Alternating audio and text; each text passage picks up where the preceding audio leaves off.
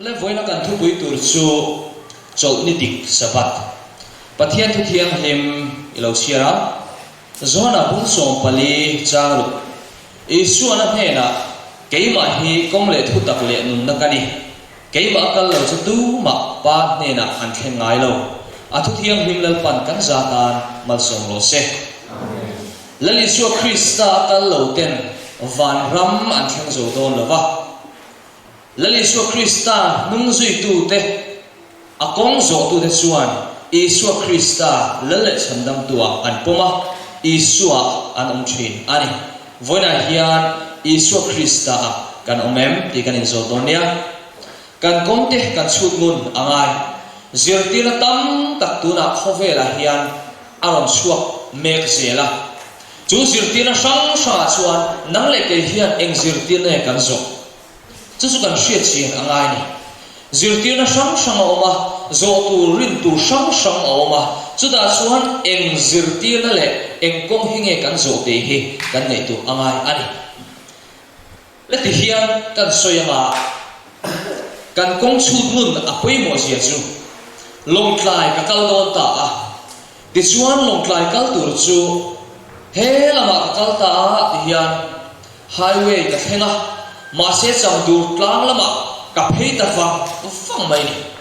khatiang khan ni chun long tlai chu ka theng har viu don ani kong ni lo zo ka pe chuan kong dik lo ka kal chuan ka thlen tum narak ka theng thengai don lo ani chu gang chuan he khol sin kong kan zo mek na hian rin na sin kong kan zo na hian eng kong nge kan zo ti hi kan chut angai ani hagaya zeka chuan ti hian kan hua bung kha changa tuna zong sipai hotel pa chuan ti hian ati in kong te chu chut mun ro atini kan zirti na te bible zirti na te kan chut mun avan poi mo em tro chu ti ang chuan kan nun le nun lo ko hi kan in chut mun apoi mo ani jeremia bungruk chang so purwa chuan lalpa chuan heti hian ati kalkoma te tingula em ro kong tha om na kong hun chu zo ro ta chuan kalula in kharau tan cholna in huang atini chu bang chu kong hun le kong tha le kong dik a hian kan kal chuan kan kharau tan cholna kan budona chu kong dik chu nge kan ti chuan isu krista ani lali su krista kong dik kan kal phot chuan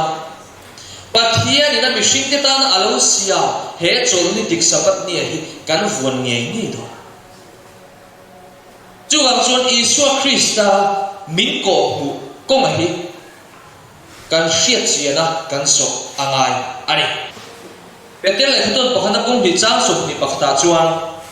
krista ko khan atur sak chu awangin hetiam ti turin ko in yesin atlia ke inzuina turin enton tur atu chia chu kha lai su krista chuan kan enton tur min tu chia kan kong zo ve tur ama kha na takin min lo ti sak zel ani chu kan enton tur ani ama lal isu krista nge ko khan sabat nia ai khoma azirtira ni ti kan bua chu gang chuan kong tin renga kan christian nun kong zo hi kanin en fiathin angai ani tin voini khena christian ta zinga in bial tam tak on chu enge sabat le sunday ani chu da chuan eng chu nge tik zok ti hi voina hian kan endon ani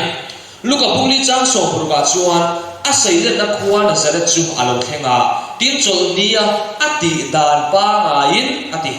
in khom na ina aluta chia turin adinga ati dan pa ngain chol ni tin ati thin ai khom thin ti chu a chia ma nei tero dan ang mei ni zana kan soinen kha chuan ai ang lovani ti dan pa ngai lo ti thin nunina ngai alo le to ti nge tura thil om sa kha ako ani jolni tu ta nge ni a tu ta siam nge marka pum ni sang som ni pasari kan sia chuan tin ama ve kin an he na chuan jolni hi mishing ta na siam ani ati nang le ke hi mishing kan dia kan tan pathian chuan jolni chu asiam ani chu marka pum so pathum cha som thum pasari chuan tin in he ra ka soi hi mi zong zong he na soi ka ni in ring lengin om ro atita a hei hian enge ko kan ti chuan zirtir te hne na asoi te zuda te hne na asoi te kha mi zong zong hne na soi ani thu asoi ani ani chuan ke ni tan po ala rem ti na ani chu ti chuan chu chan chin thra chu zirtir te kha an puang dara an pu dara zela chu an zirtir siam te chuan an pu dara khong zela voin ni a chuan ke nin kan pu dara ve siam ta ani chu ang chuan pathian ni na bible alo soi hi kan pom ve mai tu ani Exodus bung som ni chan som pakda chuan niruk chungin lang pan leile vante tui film ria tele achunga om zong som ta chu asiama tin ani sari ni chuan alo chol ta sia chu vanin lang pan chol ni chu mal asoma ati thiam him ta ani ta hian thil pathum kan huwa pathian chu achola ti chuan chu sapan ni chu achola mal asoma ati thiam him ani le Sunday ni hi mal asoma ati thiam him ta achol ta ti Bible kan huem kan mungai lo oi sing sang po chia chua kila kan mudom lo ani chu bang suanin sabat ni hi pathian hian angai hu ema itan le katan pi ka asiam ani Genesis bung ni chang thuma kan huwa tin pathian ni sarin ni a chuan athil siam chu ate sofa ni sarin ni a chuan athil siam zong zong chu a chol san ta a ti chuan pathian ni sarin ni chu mal asoma aset ta chu mini a chuan pathian ni athil siam zong zong thu mata asiam le kuta asiam ta chu a chol san ta ka wangin ti in min sil ani han nge to siam te u pathian ni na kan ta na asiam lut zia hi ama pathian nge chuan athil siam zong zong chol sana mal asoma aset ani ni dang hi asep ti reng he kan mulo tro chu wang so pathian in alo sera alo chol sana ana jong som chol sana atan alo man ni hi athiam hi ba aku tak set ani pathian ina a chol na ni nge ya han chol we a thamon kha ka ni tro chu wang suan pathian thu hi ani na ang taka kan sia na athua kan ha thar hi angai tak set set ani ti hi ka soidu ani lehelai hianin kan zirtur poimo de pakhata chu pathian ni sarenia chu athil siam chu ati zofa ni sarenia athil siam ati zo choni chu ani chu ni sarini chu enge siam da ka kha ni sarenia kha nang le ke ani te mishing te na kan pan thei turin asiama malsoma ati thiam ti mani kan man thiam chu thil siam zong zong a zong ho khan ni sari ni a khan a chol sana tia ma si kha ni sari ni a khan thil siam ala ne chu sabat ni mishing te kan man thei tur liau in asiam pi kan chu special takin asiam ani ti chuan pathian chu a chola chu sabat ni chu mala soma ati thiam hinta ani ni dang len hian am thei reng lo eng ni po ser thiam ni mela kan ser thiam nim thei lo pathian na ati thiam lim sa kha kan va ser mai ani chu wang sun em ni ma nang le ke hian mi sual te hian kan ser thiam lim thei lo ti kan hrin ta ngai le no kan huta hei no pakhat na tuin ang vekha no pati na nen pathum na pali na pangana paruk na tuin ang vek kan thun ani ano point ang atui point ang azat point ang hlupi ka ong chung lo tro apasari na ve thu ngai ro chuan api takin chini kan tela bom te kan tela coffee kan lo tel ta ni chu no dang zong zong a chuan tui chau ania ti chuan in ang vek ania masi ano pasari na ro chuan chini te coffee te bom te kan han tel khan enge lo chuak tui film rel rol khan chuak to hop lo mai coffee tui nai em khan chuak ta ni tro chu chuan enge chiang taka ti lana chu he ni shang pathian ina asiam te a hian ni khat ni a chuan e asiama ni hi ni a chuan van bo ruak zau tak ta chu asiama van bo ruak zau tak ta chu asiama ani thum ni a chuan khomwa le tui film riat le nim sing ta chu asiama ani li ni a chuan ni te kha te ar si te asiama ni ma na chuan tui le khomwal che num cha te asiama ni ruk ni a chuan mihring te min siama ti chuan ani sari ni a ero chuan sabat ni mihring te kan chiang thena turin asiama chu sabat ni a chuan a chola ati thiam thima mal asom ni pathian mal som ni a om chu avan thamon thakom em tro chu wang chuan he ni zong zoma hian a chepi ke kan ti haulo ni dam he ni sari ni ro chu abi taka pathian ni nang le ke ta na asiam ani Chronicles pakhata pong som pasari chang som ni pasaria chuan olal pa nang in mari som chu kum khomal som na ani atia chu wang chu sapat ni mal asoi chatuan mal som na ani ti kan shia angai ni kan su yang khalal pan mal asom to chu kum khomal som ani that awangin chol ni po hi chatuan mal som na ani that ani chu wangin nang le ke hi pathian na mal asom na ni kan om hian kan om na tura kan om ani ti kan shia ka du'a Bible po ni sari ni hi pathian sapat ni ani ti chiang takin kan mu ani inrin ni kan ti hi enge ta khovela chon inrin ni kan ti chu tu na kan khon mek sapat ni hi ania mase Bible hian inrin ni ti hi enge ni le kan share juda te inrin ni chu zirtop ni Friday hian o inrin ni kan ti chuan pathian chi bai bu tura in buat sai ni ani Sunday tlang mi tan chuan sabat ni hi atan inrin ni ani engwa mo in buat in khom tura pathian chi bai bu tura anin buat sai na anin rin ni ani kan Bible thuero chuan marka pung som panga chang som li pan hiya tin khua alo tlai lam chuan inrin ni an awangin chu sol ni ma ani hi ani inrin ni diktak chu Friday hi ni chu wang chuan sabat ni chu atu chol ni chu ni ti chiang takin kan lo bu thei ta Bible chol ni ti re hi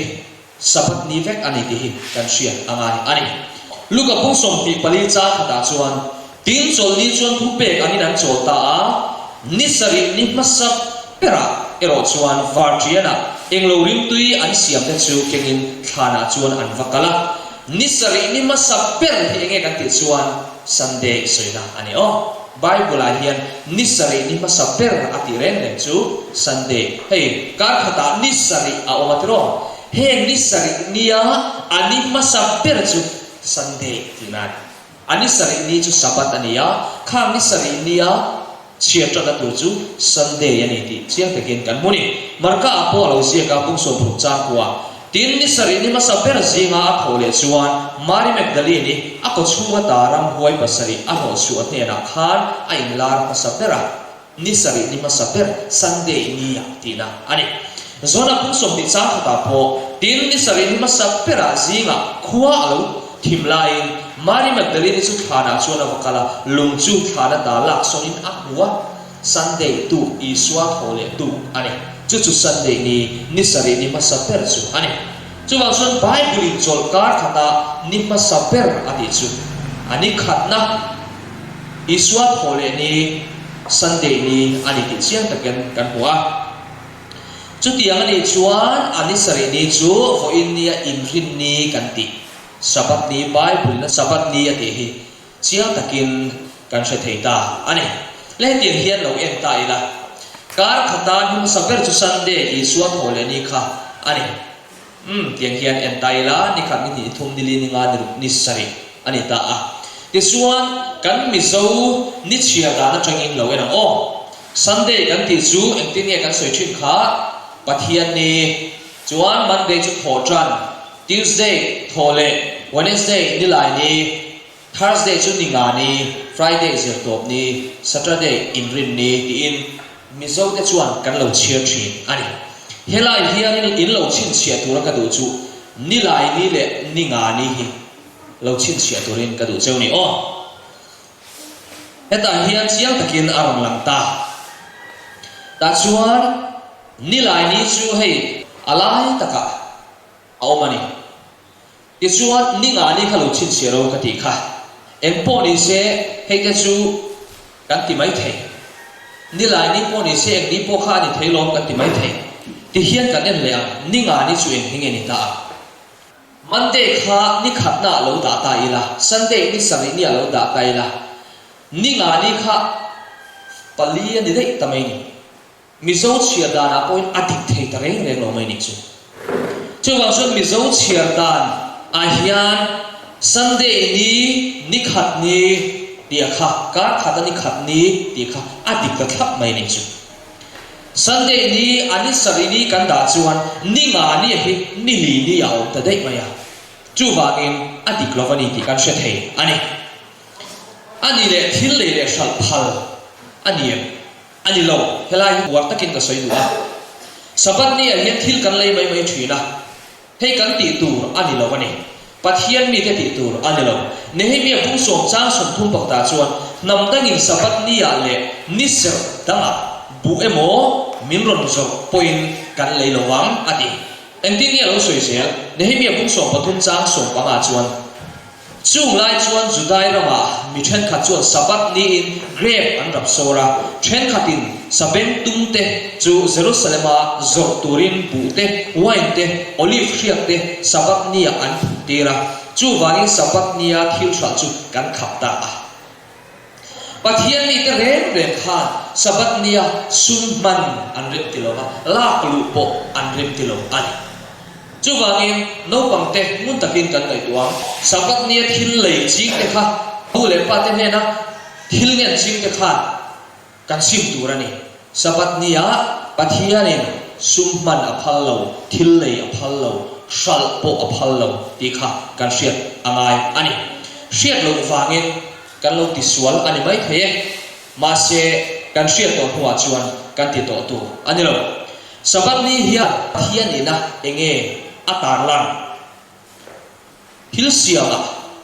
kan huwa siam tu ani zia hi sabat ni hian kan hu ani sabat ni kan ser hian siam tu ani ti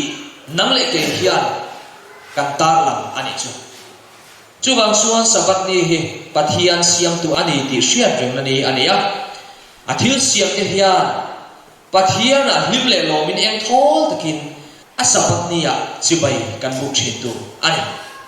thu puan pung som pulin chang saria chu ti hian lo soya aro rel hu chu lo thlen ta ka wangin pathian chu ha ula choi moi ro van te le te tui film ria te tui na te siam tu chu chibai buk ro atia ti min shil ani chu wang chuan van te le te tui film ria te tui na te siam tu chu pathian ania te chuan chibai buk turin min ti a chibai buk na tura min shila chu sabat ni ani chol ni kha ani Sunday ni atelo chu wang chuan sui to khan chol ni sabat ni hi apoi mo ne ya lalpan ami te a chin chiana ani Ezekiel pung som ni chang som pa hiya chu lo chu ke le nang ma ni kara chin chiana ka chol ni te chu an ma ni ka pe a ke hilan pa an ma ni ser sang tu ka ni ti an hriat theinan atia chang som hiya ka chol ni te ser ula ke le nang ni in kara chin chiana ani anga ati lalpa in pathian su kan ti in hriat theina ani don nia katia ti in chin chiana chungcha aron sweli heta kan en le anga chin chiana omzia kan en le don ani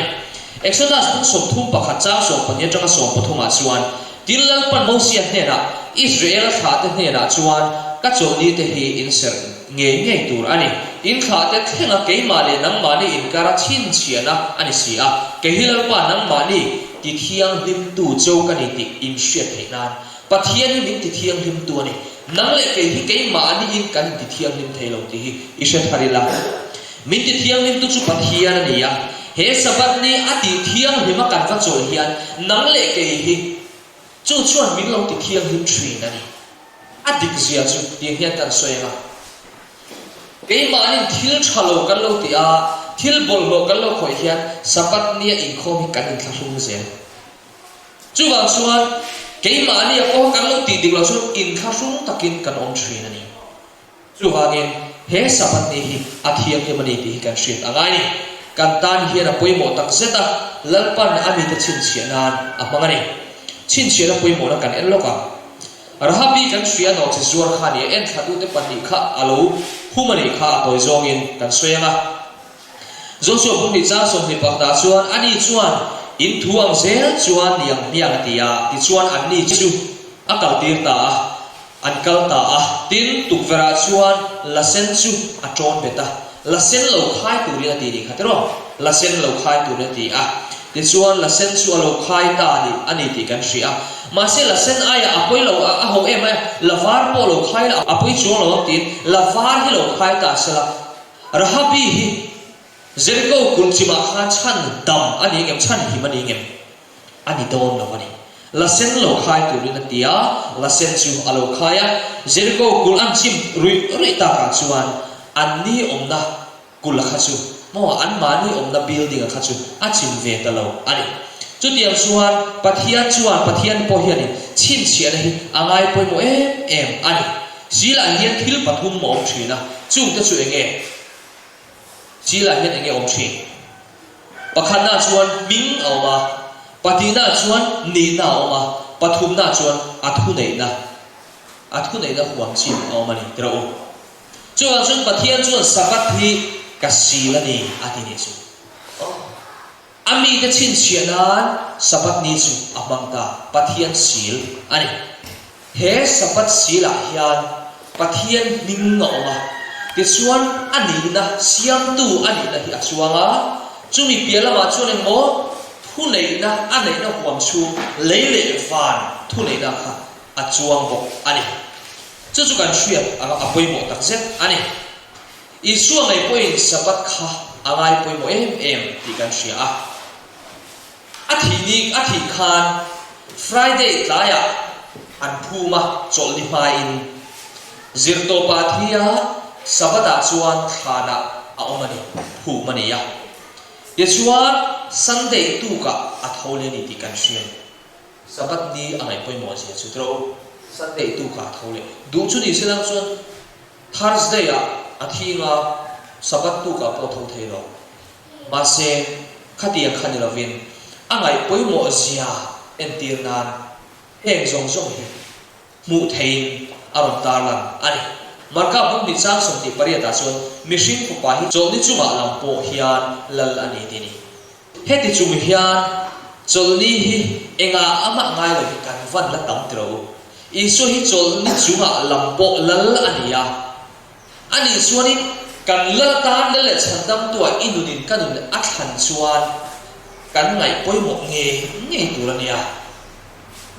ma se kan nu da la tan kan thang tin dan ang mai kan lo thang ani mai thei a ming mai atak taka kan thanga kan nun pui ani chuan pathian tu lo zong chu chol po chia chuwa choli kan po chia ngai don lo ani le zirti te hena po khanin alo soya ti du da ani huna po khan isuan azirti te hena khan lan chiat kun a alo thelo turin cholni lo tlak lo nan tong trai turin ati ni kha mathai bu som ni bali chang som hia chuan tin in tlan go hun tur chu thasika emo cholni a emo alo thelo nan tong trai lo ti in minship ani hebrai bu li chang ko chang som pakhat kan chile chuan chu ti chuan pathian mi te ta chuan cholni chona ala om ta fawa tu po pathian chona chol ve to chuan pathian ti am khan at na tho te chu a chol san ve thri lali swa krista pon sabat nia at na tho zong a thil ti zong chol sanin pathian mi te chu azir tir thina pathian thu a shil thin chu ti chuan tu ma chu mi oi lo en tir na anga oma an tluk lo nan chu chol na alu tu chuan thanem inga ya u ti pathian du dan am taka pathian ang chunga chol tu hian thanem kan mai ma Iswa Krista ang chunga kan chol la chu sabat ni a hian kan khoma sabat ni kan ser ngei don ani pathian ati amin kan ti be don ani Apostol ten cholni ni le anna sarjele tir ko te bung so pathum chang som pali nimasela anni chu perga khuata ankal sela pisidia rama antioke khuwa an thlenga tin cholni in khom na ina an luta an thua ati cholnia tir ko te engting elo soile tin an chuin an nge na tin cholni le a chuan akwa thoin pathian thungai khaturin anonin khoma cholnia anin khom ni chu ka soi to khan bible cholni ati sabat ti na ani vekani tin ko te pung so pasri chang ya chuan tin pola adat pa ngain an he na luta chol ni voi thum pathian le kha thu atangin khu taka chut puin pathian thu aje puiani chol ni aje alani isai pu songa le pare cha som phum cha som bali a chon chol ni po chelo tura kani thiam hima I du zong ti lo tura I ke pha chu I hoi kir tira chol ni lom om iti a lalpa ni thiam him chu sa om iti a mani kong zolova mani nom sak bolova mani thu soilova I choi moi chuan lalpa chunga chuan I lo manga leilung hun sara te chuan ka chuan ti rang si I pu je ko poro chun thilin ka zo mang che lalpa ka chuan chu chu a soi to ani ti kan honi chol ni lo man ani le kan zo teng se u loin chha cholo na ma ni kha chol ni lo man a soi hi in dong to em dong ni ning sha to em pathian ina chol ni lo man ama ta na rin o sapat ser tu te na an dong tu rai dong ni in sha to em mun devin in ngai tong o chu in zo tang u real bol ro thilung bol ro chu sapat ni kan ser hian lo man min pe pha dong lo luôn thả lo vani he sabat ni real rubol ho chu kan ser hian chu ba chun thin lung thiang rim real ru thiang rim ne na sabat ni hi kan ser angai ani chung kha chu chinai ka kalen sang ni le so khan ka u dam lo na wangin chinaya ka zu chuka ti chuan ka chu kha ka chol ni ma sa per kha in khom turin biak in kal ngai lo ni vairam kal ngai lo ka voi khat kal na ni a chinaya ko chun ka voi khat chu kal na ni a ti chuan rela ka chuang tha ka zu khenga ti chuan chol ni ma sap per chu in khom turin ka in bo sa ya biak in om na ka si lo cyber cafe a ka zu kala computer internet ta kan biak in om na tur om kha map ka zu ke nai tu ka print show ka rex driver he na so ka pu he heta hi kal do in khom ka du min shoi thai nge atia o shoi thai yang songa ve la ni mai tia chu tiang zo songa chen songa choi tu chuan ka haya ta ni chu min phur ta kan kal ta zela chuan ke kalo kal to na ama kalo kal vel to na kha ate khan kan kal ni la chu kala shuya ta chu ken ka kal to ka tia kan kal zela min shuana biak ina khan kan vazo ta sabat ni mangan lo ni lova kan kal zela kan zong zela kan hu zo ta lova ni ta chuanin chol ni amang thri chu sabat ni lo pang thri ma enge tamil ho kha chulai huna chuanin tun ma chuan an lo in khom ve thin thova ho la biak in lo ni ma se tun nuwa chuan an lo in khom to lo ani mela ta chuan kan bei dong ta ni chu tia kan bei dong nuwa chuan min shuaya ti chuan kon deuh hi kan thlenga ta chuan ka chuk don ta ni chu tia ka chuk don a chuan exact tu nge te kan chuan cheng za ti ati ta dor maya ke kha chuan in cheng za e mo za songa mo kha pe kha apoi ka tilova e a chan chu min bo pui vel min kwal pui na sal tu ka hawa khanin atan have sia tin cheng za songa vel kha pe kha ka tumani na ka tilova chu tia kanin dor lai chuan peter pakhat sari var ke hiron pheini sari var ke ron pheya chuan min kal pel to ni chu rekso kan kala chuanga ti chu kan din la chuan min kal pela helai changa hemi bangvel hi chu ni to ang min kal pel na kha rekso tangin ta chuan driver chuan ka vazo tengo ka pi hi tia a chu ke kha chuan a zo du su a sha chuang lo bang kalo ti ve la ni atar to sia te kalo ti ve la ma se chu driver chuan in avakala avazo na ka chuan chu peter chuan kal wang sa tong lo thiam em sap trong ne ron beta a tamil trong ka thiam si lo wa da chuan lo chuk lo men tia chuan ama poisa a phora cheng za chu phora driver kha pe ni chuan cheng za ai tam kha alo soi niam chu peter chuan how shep mai an trong kha how bor rong kal ro mi ron zero tia ti chuan kong min cross puya dor chu mi kalwal pakhathi wa ava ko chuaka scooty in hei biak in zon pui ro atia biak in min zon puya ma se khalai biara ka soi ta khan biak in kan lo nei lo kha lo ni a chu po chuan pui sa la du chuang lo chu pathian ta na in peya sabat ni ngai poi mo ser na dik tak thin lung ne na kan set chuan pathian in awan ken ko te ro tir thi chu wang chuan chu min ya po chuan pathian chuan awan ken ko chu ka tan a ro tira ka poisa choi ai zong zong chu mi ron choi saka sabat mal som chu atakin ka dong ta ni chu chu ti am chuan in nu la hian eng pera ne theng ve to sabat ser do na tak tak thin lum kan puwe vok na thin lum tak tak nen biak pu kan pan thri chu tak na no chu tu huna hian pathian in azong ani chu ti am chu kan ni lo ni chuan sabat ni kan in khom na hi mo anung tak tak mai lo ko shan po anung tak tak thei do lo ani chu wangin keima ani chom hi kan poi mo ni ti ka soi du ani jago pa pong ni chang so ma chuan tu point dan zong kim ma sila kong khata ati suan si chuan azang a chon thiam changin a om to ani ati hen thu so pek kan zom te he ti nga hian eng hinge kan lo bo che thin eng hinge kan lo ti sual thin lo pang tan nu le pa choi moi lo hi thil har ani lo nu le pa thu kan oi lo wa an thu lo anga kan om hian nu le pa te kan choi moi thei lo pathian thu kan oi lo chuan nu le pa kan choi moi thei lo chu tiang bokin thalai te po chu wang chuan milem be su ti te a har lo sa ko na thin lum kan nei te du am na thin lum kan nei te hi milem piak na tak ania pathian aya da koi mo so kan nu pui kan pasal emo kan lai zom te emo kan da koi mo ma sak zok chuan chu chu kan tan milem ani pathian aya da poi mo ma sak zok kan nei reng reng hi milem ani mishing thu pek chu enge mathai bu som panga chang sai tanga chang kwa chuan an zir tir na mishing thu pek ti an zir tir thina wangin an mi piak thin a thon ani ke chuan thu fing te pung som pru chang som ti panga chuan mi nga ya kong dik ni om takala atok chu thi na kong ni si om ti atik lu tu khai chetan hian bible ring ve thau si in bible shula te hian thu dik then khat lo zet ve hian aron kal puya a he chu ani ve thawang a apong ve thei thawang a kha zir tir na aron kal pui ta ani chu tiang chuan pathian thu pek te chu ron khak dang lamin mishing thu nei na mangin khak dang lam ani ta